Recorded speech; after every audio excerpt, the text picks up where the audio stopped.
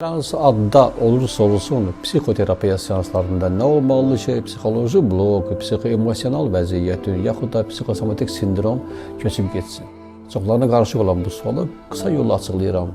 Təsəvvür edək ki, beynin şöbələri öz aralarında eyni ilə saat mexanizmindəki dircələr kimi bir-biri ilə əlaqəli işləməlidir. Və nə vaxtsa balaca sənlə nəsə baş veribsə, mexanizmin dağılan dircələrini uşaq ağlı ilə səhvən yerinə necə gəldi qoymusan ki, bu təhlükə tez bitsin və o gündən sənin psixikan oxşar situasiyaları hətta hiss eləyən kimi belə o vaxt səhv yığan o mexanizm işə salır ki, yenə səni qorusun və tez bu məsələ bitsin. Amma bu gün sən bundan bezdiyinə görə səndə narahatlıq başlayır. Odur ki, əslində seanslarda iş səhv düşən mexanizmi düzəltməkdən ibarət olmalıdır. Və əlbəttə ki, düzgün seçilən metodika və istək, inam, diqqət bir-birini tamamlayanda az saylı onlayn seanslarda bunu həll etmək mümkündür.